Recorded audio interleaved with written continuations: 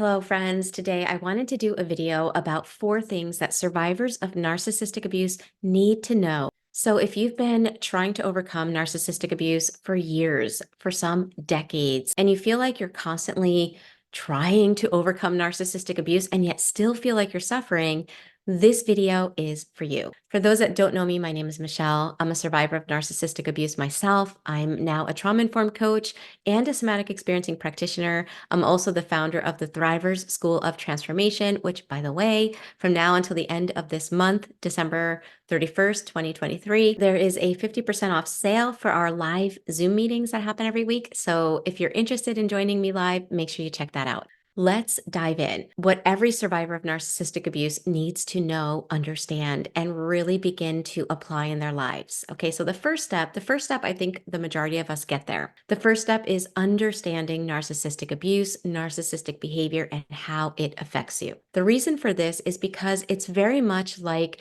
somebody who's trying to get healthy and they don't know their partner is poisoning their food, right? So they're continuing to eat the food, exercising, taking supplements, getting enough sleep, meditating, doing things to be healthy, and yet being poisoned at the same time until they understand that a lot of their health problems are because of this poisoning. No matter how hard they work to maintain their health, it's being undermined constantly. Well, that's the reason why the beginning stages of learning about narcissistic abuse are about understanding the narcissist, because they are poisoning your subconscious belief system.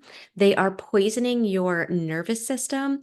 They are infiltrating your self-image. And until you understand what they're doing, you're going to feel like you're losing your mind trying to hold on to your reality while the person by your side that you're possibly unconsciously not realizing is hurting you is causing all of this covert damage. So that's the first step, is understanding the narcissist. Now, it is only the first step. It starts helping us to understand what's going on. It starts helping us to realize why all of our efforts to try to help ourselves to be our best selves are failing because we have somebody constantly undermining us. Unfortunately, I think people think that this is the only step. And so they uncover the world of narcissistic abuse and all of the terminology, triangulation, projection, love bombing, discarding, gaslighting. And it feels good because finally you realize that the reality that you were slowly losing was your reality and you can finally hold on to it. And so it feels really good, but it's only the first step. If we stay on this step, we can stay suffering from narcissistic abuse. And this has to do with the second thing that survivors of narcissistic abuse need to understand. If you have been in a family system with narcissists, then you no doubt have what is called overcouplings in your nervous system. In other words, remember, I said that narcissistic abuse infiltrates your subconscious programs. What that means is they change the meanings in your subconscious that affect your ability to enjoy life. I'll give you a couple of examples. Let's say in one relationship that I was in, the person hated anything I did that made me happy, right? And this probably rings true to a lot of you guys. So I'm in this relationship where the person hates that I'm doing things that make me happy. And let's say I love to read. And so I'm reading a book because it feels good. The narcissist may never say, don't read. You can't do that. You're not allowed. But rather, they'll start a fight every time I'm reading a book. They'll give me the glare, the narcissistic glare. They'll have that negative energy. You know what I'm talking about, where you're like, is there something wrong? And they say no, but they have this attitude, right? So here you are just sitting, enjoying something. It could be as simple as enjoying a cup of coffee. I'm loving my mornings. I enjoy my cup of coffee. There's the attitude. There's the glare. There's the fight that seemingly happens every single time you're doing what you love. Consciously, you may not realize what's happening, but your body starts making associations with reading a book, fight. So reading a book is now overcoupled with something bad happening. Enjoying my morning cup of coffee and feeling peace and just being still means I'm bad. Something bad happens. We always fight. And there's the overcoupling in the nervous system. Narcissistic abuse creates overcouplings that stay stuck in your nervous system, even if you leave the narcissist. And this is the part I want to stress because I know with myself, I thought, okay, well, now I know about narcissistic abuse. I'm going to leave all toxic relationships and my life's going to be amazing again. And it wasn't. And a huge part of what kept me stuck for a long time were these overcouplings that the abusive relationship created in my nervous system. And it's very much like Pavlov's dogs. So, for example, with Pavlov's dogs, they were conditioned, right? Every time the bell rang, they were fed. So the bell would ring.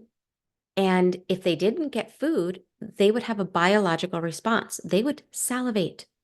They weren't trying to think of food. They weren't thinking of food before, but the automatic connection, the overcoupling in their nervous system was that bell meant food. That was coupled together. And so just hearing the bell, they would salivate. Well, with our overcouplings, the automatic biological thing that happens in us is a trauma response. So I go to read a book, right? And I'm just going to read. The narcissist is no longer in my life. I go to read and my body's hyperventilating. I'm feeling discomfort. My body's like trying to shut me down.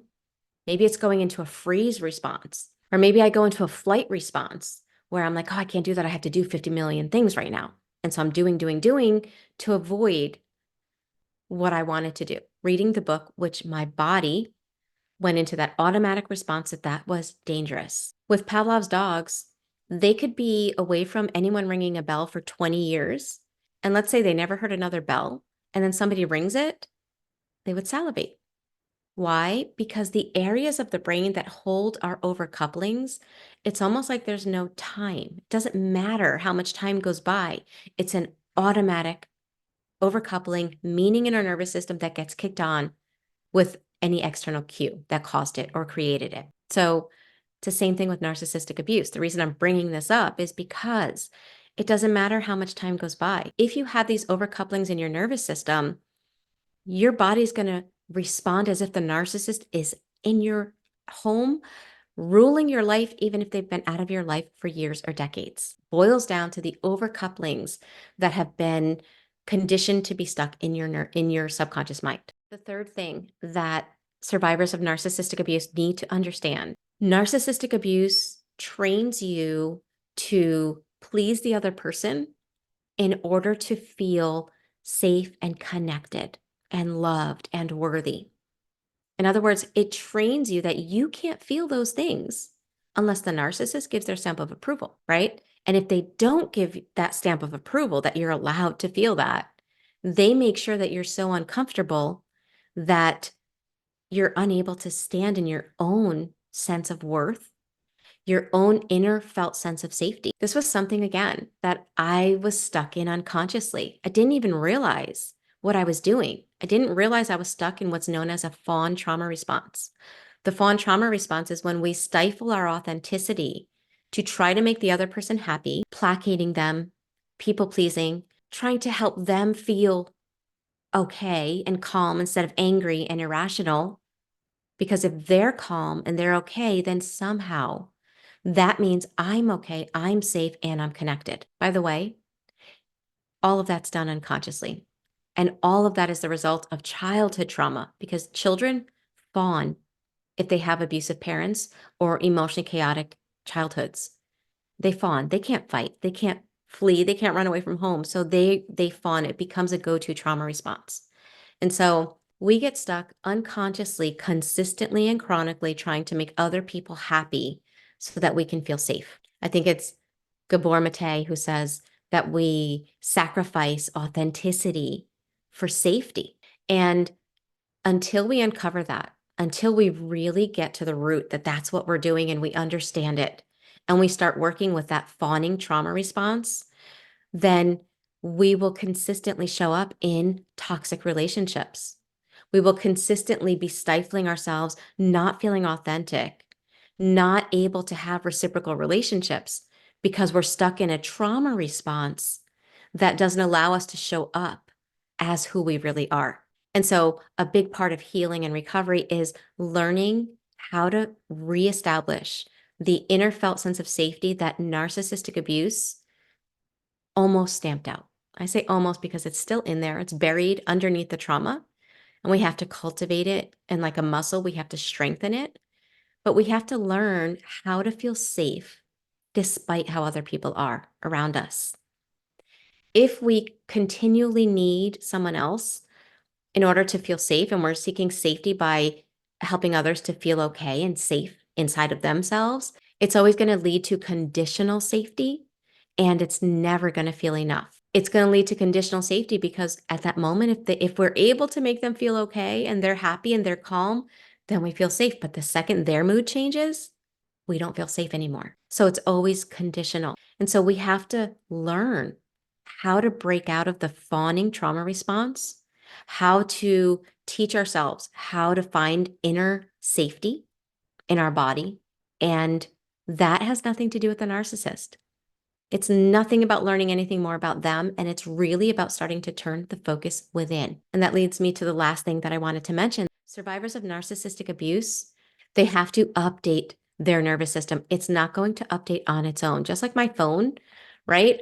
I get all these messages, tap to update your phone. Well, our subconscious doesn't do that, unfortunately. And it's not as easy as just tapping and all of a sudden, boom, everything is updated. But we do have to update from the negative beliefs that narcissistic abuse created in us.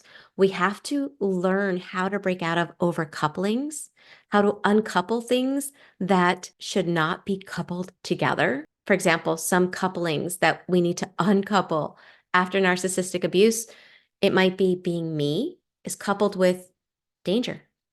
Being me isn't safe. Being happy isn't safe. Spending time in things I love and am passionate about, danger. People are upset and angry, that means I'm bad. These are all overcouplings that stay stuck in our nervous system until we do the inner work to uncouple them. So, does it sound like a lot of work? Yes. Is it worth it? Yes. Because if we don't do the inner work to heal from narcissistic abuse, we stay stuck in the disempowered, limiting self-image and life and world that narcissistic abuse created. And let me tell you, it is worth the effort. Otherwise, we stay stuck in how the abuse left us. And not only did the abuse steal so many years of our life while you were in the relationships with narcissists, but then they're gone and that it's still stealing your life. Who wants that? So that being said, if you're ready to really dive deep and do the inner work to work through narcissistic abuse, I want to let you know that there is a 50% off sale from now until December 31st, where you can join me live weekly on Zoom, and not just me, but an international group of survivors that are dedicated to rewiring their nervous system, to breaking out of the overcouplings that narcissistic abuse created, and to learning how to live a trauma-free life. So if this is something that resonates, make sure you join us for the year.